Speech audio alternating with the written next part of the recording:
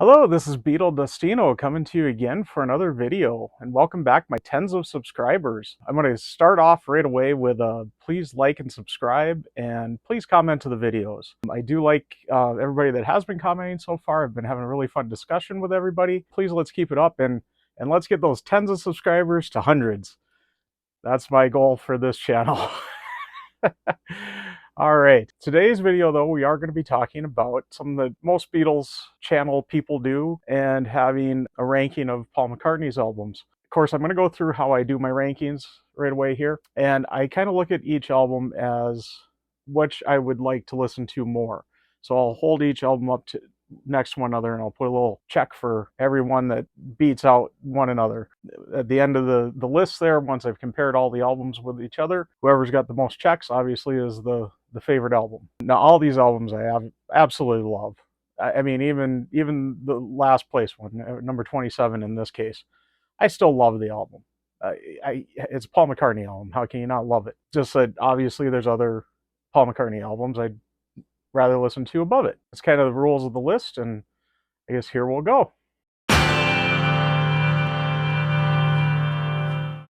So I did try to gather all my LPs for this for once. I think everybody's thinking I only got a CD collection. I do got a decent LP collection too. Yeah, we'll be starting at number 27 in this case. Oh, and I should probably go over, I did include Electronic Arguments, the Fireman album. This does seem to be widely accepted as one of his core main albums, just because it does really have that Paul McCartney feel to it, not so much just a Fireman album. Compared to the other two Fireman albums, it's got a whole other feel, and it does feel like it feels more at home with Paul's collection versus the Fireman.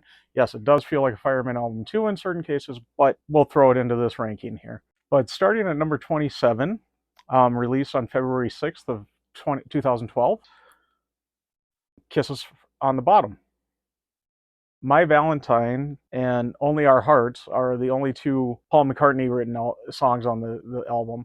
The rest is all covers. This is kind of old standards that he covered. Of course, his two songs are kind of in that style. Not saying it's a bad style, it's just a style I don't much prefer. I even said that wrong.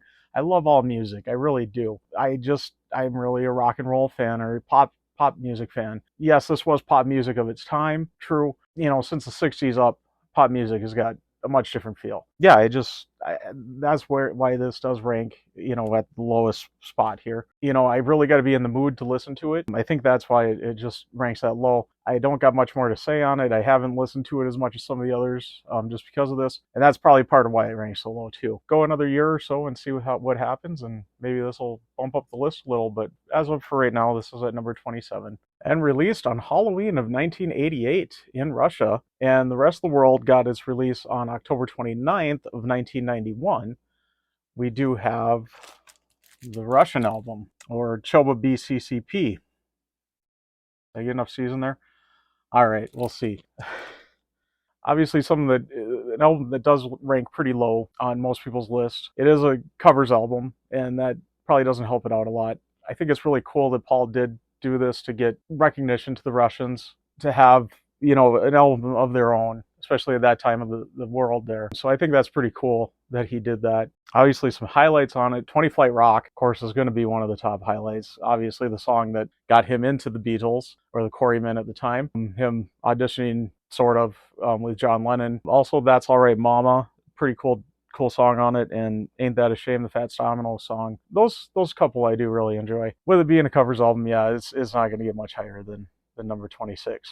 And moving on to number 25, often considered kind of a controversial album, an odd album. Yeah, I think I kind of feel that way too. That's why it does sit as low as it does. We've got the October 22nd of 1984 release, Give My Regards to Broad Street. Of course, all the Beatles covers on it. I think Ringo was smart saying, I've already played those, I'm not going to do it again.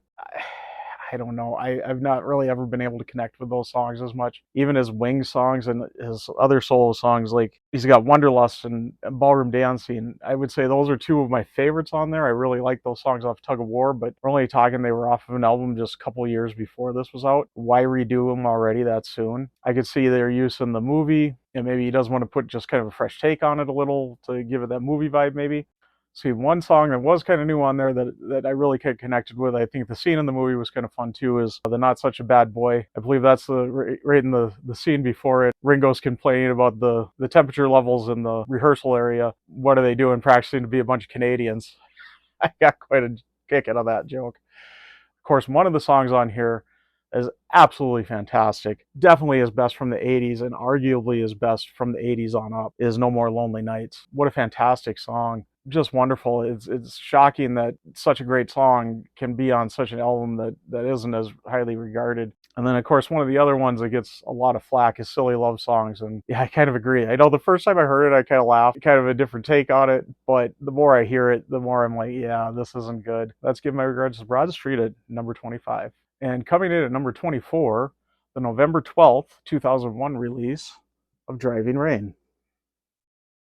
This album, I think a lot of people really, I've not seen anybody really connect with this one. I'm kind of the same. I've listened to it once recently. Driving Rain was a pretty decent tune. Another one that really kind of caught my attention was Tiny Bubble and Riding into Japar. I can't really say much more on it past that. I feel there's some good there, but it was such a tough point of his life and what's came out of what was going on around him at that time.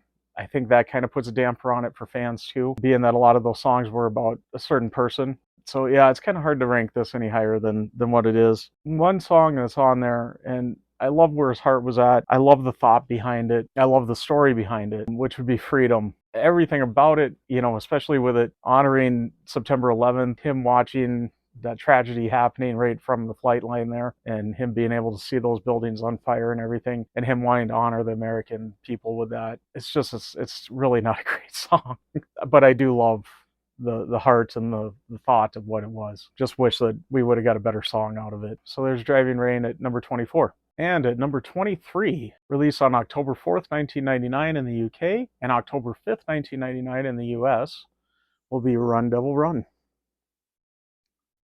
Another covers album. This one, of course, being the first album he released after Linda's passing. He did, of course, write a couple of new songs for it with Run Devil Run, Try Not to Cry, and What It Is. Some of the other songs on there that really hit me is No Other Baby and Party. The whole album overall I do really enjoy. I feel like it should rank higher. Last couple times I've listened to it, I've really enjoyed my time listening to it. The only thing is that, it is covers, and it is not so much his music. Obviously, he's got 3 songs on there. Just compared to the other albums, the other albums are going to rank higher. But yeah, that's Run Devil Run at number 23.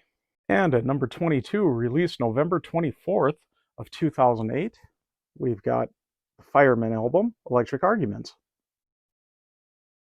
Feel an album I really need to really delve into a little more. I don't think it'll ever come up any higher on the rankings, though. The last few times I've listened to it, I have really enjoyed it. One standout song, obviously, is Highway. But yeah, I have really enjoyed it the last few times I've listened to it, and feel it needs more listens, and it will get them. For right now, at number 22, we've got Electric Arguments. And at 21, another Halloween release, Halloween of 1983, October 31st, we have got Pipes of Peace. Yeah, most people don't rank this one for his solo albums very high. I kind of see why. I do enjoy the album a lot when I do listen to it. Of course, Pipes of Peace is a great song. The video, obviously, is quite amazing on that. Say, Say, Say with Michael Jackson is fun. Too bad what happened after him collaborating with him. I guess that's just where Pipes of Peace sits at number 21. And at number 20, released September 12th of 2005, we've got Chaos and Creation in the Backyard. This is one of the most recently listened to albums of his that I've listened to a couple weekends ago, I should say. Took a bit of a road trip, was coming home from it, decided I'm going to listen to some Paul McCartney because I knew I was going to be doing this album rankings. And this was one I kind of wanted to listen to kind of get my feel for it again. I know it ranks a lot higher with a lot of other people. What I noticed about it, and maybe it was my setting, maybe this isn't an album you listen to while driving in the car. Yeah, it just was really depressing, and it just really kind of, I don't know, made the trip a little slower. Obviously, the opening track, Fine Line, is a really good tune. That one I always enjoy listening to. Jenny Wren is really good. Too Much Rain is a very enjoyable song, too. I feel like this one could come up higher. This maybe got a little hurt from its recent listen, And the setting, like I said, seems like when I've listened to the LP here at home, just chilling in the basement, lights dimmed down, lava lamp running, incense burning, got that kind of that vibe going. Maybe get a little better feel for it. But yeah, I guess road tripping in the car, not the best road trip album. At number 20, we got Chaos and Creation in the Backyard. And at number 19, released August 25th of 1986, we've got Press to Play. And may I say happy birthday to Press to Play. I realized as I was taking my notes right before I started filming this that, hey, it's August 25th today, so it's his 36th birthday. So happy birthday, Press to Play. I'm just cracking the top 20 too on my list, so there we go. This seems to be kind of a controversial album. A lot of people I hear don't like it that much. After I got the LP, I sat down and listened to it. I'm like, wow, this is really good. I really enjoyed it. And I feel the more listens I get to it, the more it'll probably, move up the ranking. The opening track, though, Stranglehold, really good track. The song Press is obviously really good. Another one that really stands out to me is Good Times Coming, Feel the Sun. Just the happy feeling you get listening to that. Definitely an album I cannot wait for the archive release on. I'm sure it's coming. I hope it's coming. But yeah, let's get that archive out there and we'll talk about that in a what if coming up. But yeah, at number 19, Press to Play. And at number 18, released on February 2nd of 1993, we've got Off the Ground. This is another album I feel like I'm really looking forward to an archive release on it. I've really enjoyed this album ever since I've got listening to it. The singles off of it, of course, Off the Ground, Hope of Deliverance, Bicycle Like an Icon. One of my favorites off of it, though, is Wine Dark Open Sea. Such a beautiful song. I absolutely love that song. Look forward to hearing it every time I listen to that album.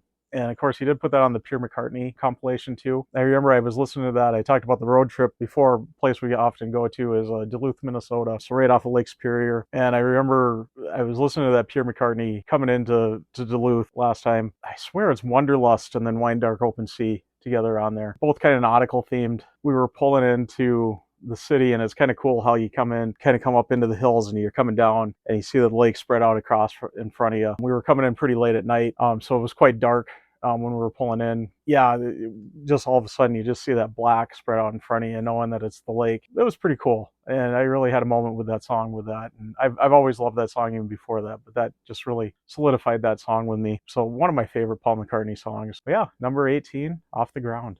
And at number 17, released March 25th of 1976, we've got Wings at the Speed of Sound. So it looks like this one's kind of one of my lowest ranked Wings albums. Obviously, this has got one of my favorite Wings songs on it with Silly Love Songs. When I was younger, started listening to the Beatles. I did get Paul's All the Best, and that, of course, had Silly Love Songs on it. I remember I probably used to always skip that tune. I suppose a teenager probably wouldn't get that. As I got older, I just love it. Let 'Em In is another fun one. We always sing that around our house here, talking about waking my dad up. Certain mornings, gonna come knocking at your door, come ringing the bell. But yeah, so we sing that a lot at the house. But anyways, number 17, Wings at the Speed of Sound. And at number 16, released June 5th, 1989, we've got Flowers in the Dirt. When I was taking my notes for this, I got looking at the highlight songs for me. I was really shocked that this win is mid-pack. I'm not going to say low, mid-pack. You've got My Brave Face, Put It There, Figure of Eight. This one is probably one of my favorite Paul songs. I remember I got just obsessed listening to it not long ago. I'm just shocked with that many great songs on this one album.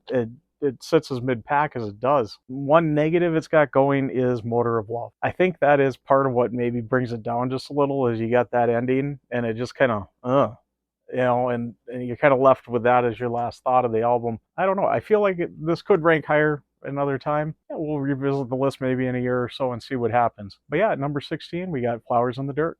And at number 15, we've got the December 7th, 1971, Wings, Wildlife.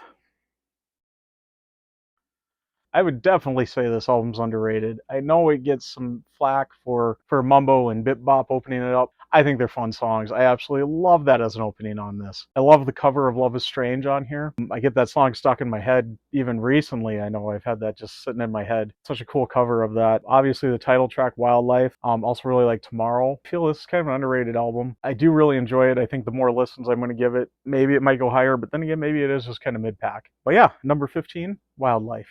And coming in at number 14, the September 7th of 2018 release of Egypt Station. So at this point, I was really getting into Paul, and I was really excited with a new album coming out. I remember the hype coming up to it. I remember all the promotion. I remember just couldn't wait for that delivery date. I had mine reserved on Amazon, and I know kind of some controversial songs off of it, but I do like them is Come On To Me and Fuck You. Another song I really like off of this is Who Cares. I do feel if I would have ranked these back then, this would have ranked a lot higher. I think just as it's sat over time, it has kind of moved down the list a little. Yeah, number 14, Egypt Station.